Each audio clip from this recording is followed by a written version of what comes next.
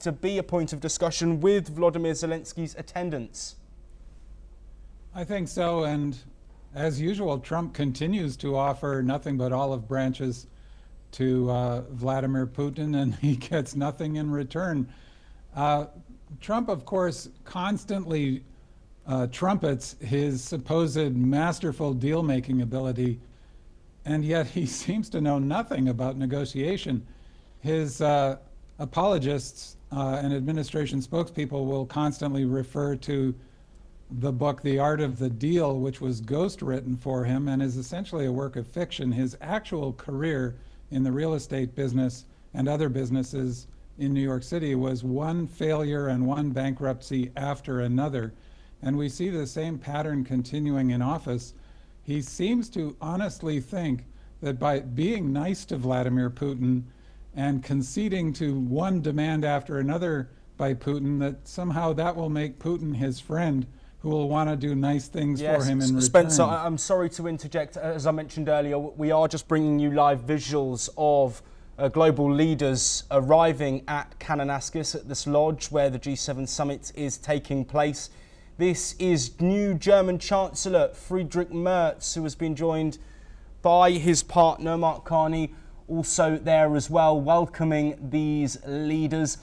Both of these men recently elected as leaders of their country, but both of them vocal on several issues.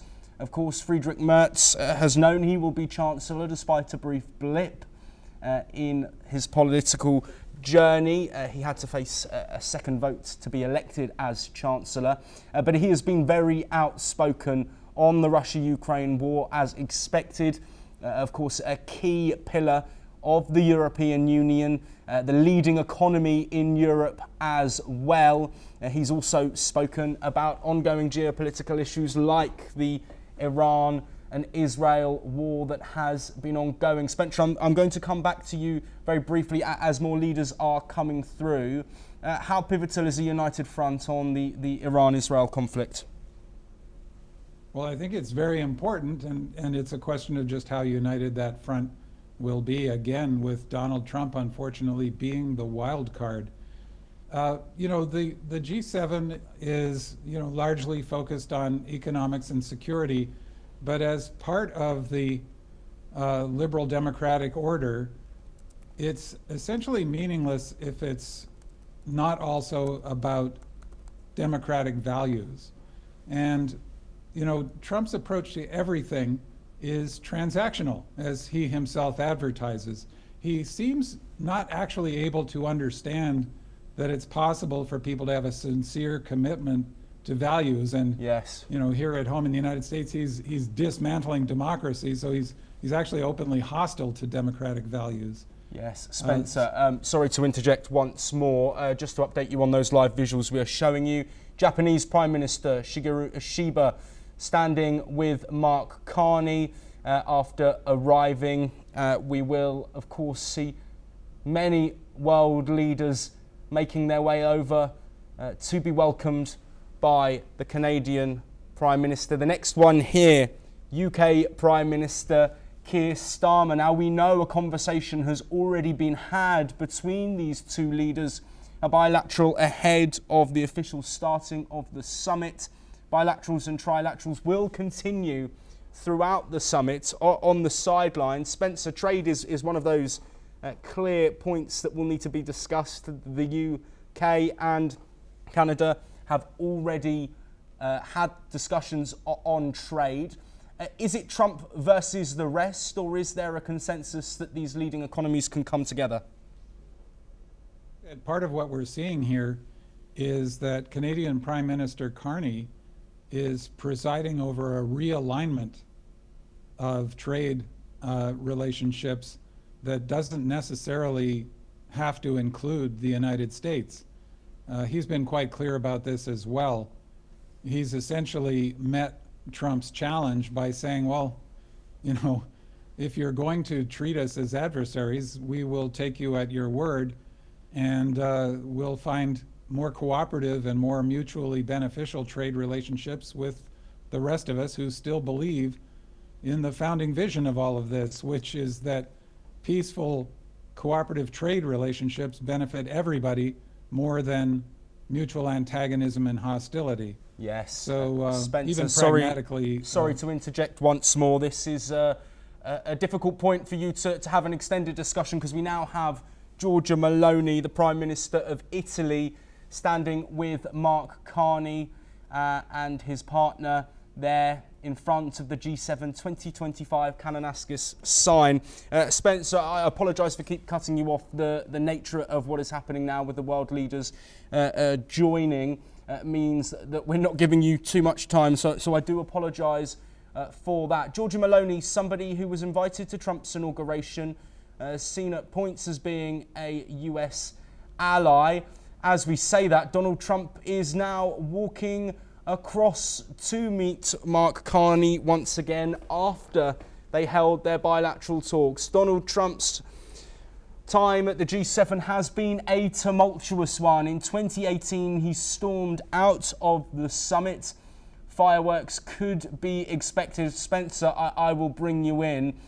Let's briefly talk about Trump's stance on geopolitics. Are we expecting explosions during this summit in Kananaskis, given the way that Trump deals with tariffs and the way that Trump often provides rhetoric that can cause friction?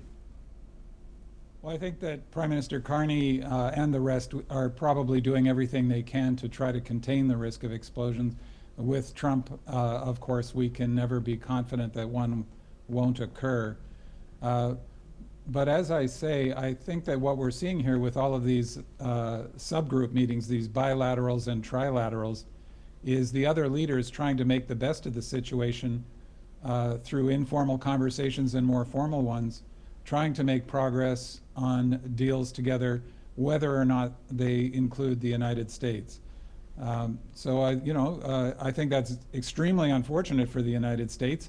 And it's actually unfortunate for the world, because you would want the most powerful country in the world economically and militarily to be involved in these kinds of discussions in a harmonious way, not in an antagonistic way. But I think that, whatever the explosions we might see from President Trump, it seems to me that Prime Minister Carney and the others are trying to make them as irrelevant as possible. Yes, as we see Emmanuel Macron, the leader of France, walk in, a very warm embrace with Mark Carney there.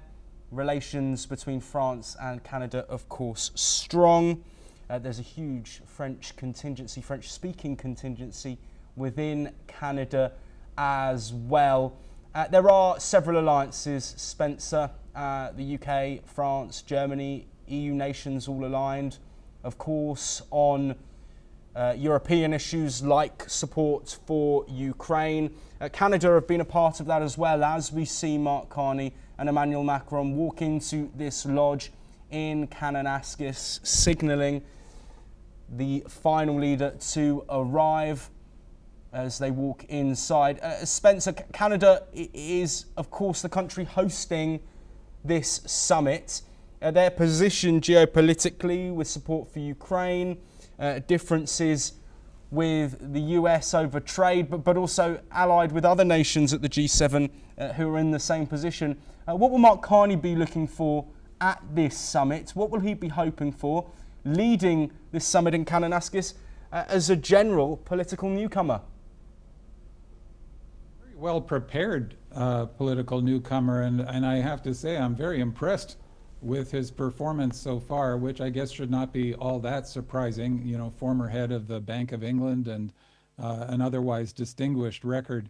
Although sometimes, of course, expertise in finance and, the bureaucratic aspects of governance does not, in fact, very often does not translate into political effectiveness. But Carney is managing to make that leap quite gracefully, I think.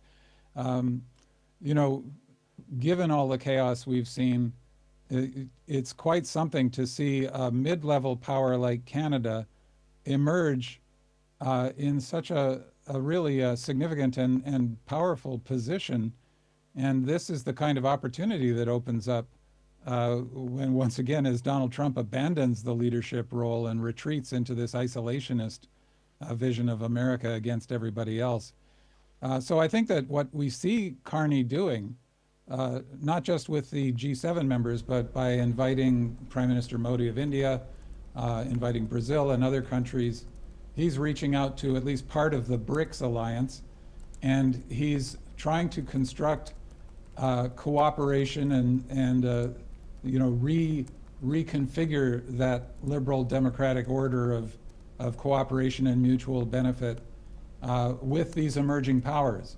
And I think part of his vision strategically must be that to head off any kind of sense of competitiveness, well, competitiveness certainly within the realm of trade, but antagonistic competitiveness between what's often referred to as the global south and what has traditionally been referred to as the West. I think these... Spencer, I'm going to interject once again. I apologise for doing so. We're bringing you more live visuals as the leaders of the G7 nations in Kananaskis are preparing to sit around a round table within this lodge. You can see there, of course, all of the leaders plus a couple of invitees getting ready for serious discussions that will be taking place on a host of issues. Some where the leaders will be aligned, some where there may be friction. Trade is something we expect to be a big sticking point given the US stance on tariffs, but the ongoing conflicts where more alignment is placed. Macron there speaking with Italian Prime Minister Giorgia Meloni. A tense moment in the world, but it seems that the leaders are in somewhat jovial spirits. Of course, discussions have been had between a lot of these leaders over issues including the Russia-Ukraine conflict, trade,